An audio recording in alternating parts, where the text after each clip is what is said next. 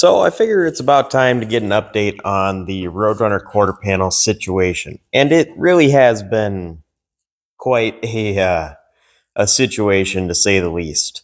Um, Full disclaimer and just kind of background information here. First of all, this is a '69 Roadrunner we're working on, and the quarter panel that was on the car was caved in very deep. We did pop it out quite a bit, but the whole thing was wrinkled and kinked and bent, and there was just no saving it.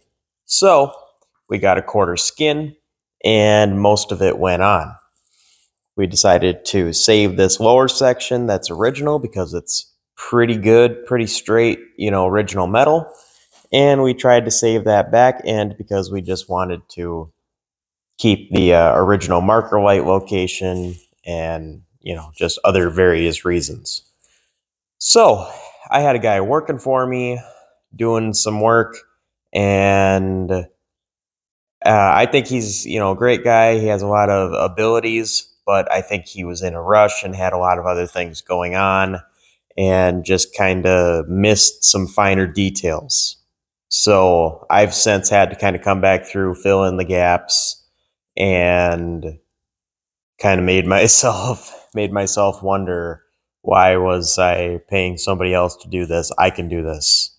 And quick little just kind of piece of encouragement for anybody, with a quarter panel or with metal fabricating, welding stuff going on, that, they got to do it, but they're just kind of sitting around like, oh, how am I going to do this? How am I going to do this?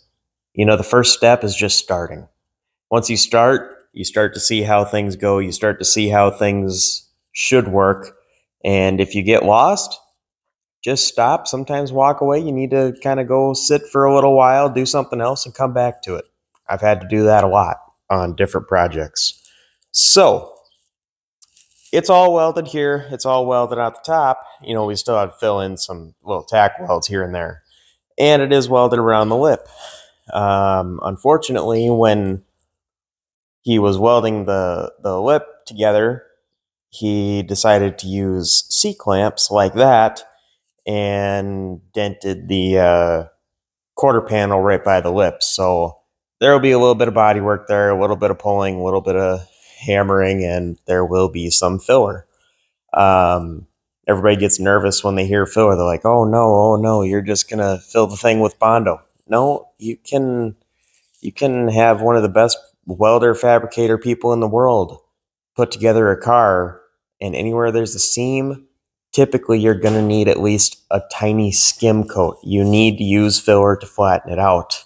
But what you don't need to do is whatever these idiots that were working on this door did, that they've got 1/4 inch to 1/2 inch of filler. So what I did, and this is still just tacked, so yeah, it looks rough when it's tacked. I need to straighten up here a little bit, but down here it's pretty good. I welded in this piece because he previously just cut it there and ended there. Well, that doesn't really work with a screwed up door jamb, which I wish I would have taken pictures of before. But I welded in this door jamb piece, and there will be some body work to be done here. But there's a flange on the inside of this, a little 90-degree flange that's attached to this, that was pushed in the better part of an inch and kinked. So I straightened it back out, hammered and dollied it, got it straight, got it pretty freaking nice on, straightness up and down, as you can see there. And the best part is, look at that door gap. It's always a little bit tight on the bottom. You can go look at, this original car here. They're always tight at the bottom. So I wasn't real worried about that, and that's still original down there. So yeah, because from there down is still original metal. So yeah, gap from there to there, that's factory. That's what it is.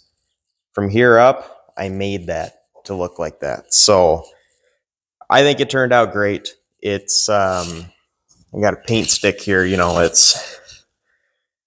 It's a little more than a paint stick, but not much more. After a little bit of body work and a little bit of, paint, primer, all that stuff, it'll be pretty close to that, paint stick thickness that everybody talks about wanting to have. So, but also just for reference, here's a original car, paint stick thickness at the top. In the middle, I can wiggle that and move it quite a bit. And at the bottom, I can a little bit before it gets tight at the very bottom. So even these cars from the factory, they're not perfect, So that I would call very nice and within factory spec is what I would call it. So a little bit of body work to do in the door jamb, definitely body work to do over the weld, but I need to finish welding and grinding on it. I'm waiting for more of my little whiz wheel, whatever things you want to call them. And then I've got a couple of plug welds to do down here and a couple of little gaps to fill around, and it's grind it smooth, hammer a couple of little dents and stuff out, and then we're on to body work. So the goal for this is simple. This isn't, getting painted. I want the rough in body work to be done. This is not going to be, show quality, because I don't necessarily, this is going to sound bad, but I don't necessarily intend on finishing the car. I have a guy interested in the car, and he said he'd be interested in it once I get the quarter panel finished. Okay, fine. So I'll finish the quarter panel. I got a little bit of welding and grinding to do down here, a lot of grinding to do up here, and finish work to do here. So once that's done, I will start body work and rough sanding. We're looking for, getting it close. He just wants a driver, and this will probably just be in a gray or black primer from, I don't know, about here down. So we'll probably try and knock the door out too, but that might be a challenge. As I showed, there's a lot of filler in that door. So we'll have to see how that goes, but this is kind of what we're working on right now. I should have the rest of the welding and grinding done today. So once I get my other tools that I'm waiting for, it should be able to get, this done, I don't know, maybe in an hour. And then, maybe 20 minutes of fill in here. That'll probably take better part of an hour. And then the rest of that will probably take another good hour. So there's a lot of little things to do, but I don't know.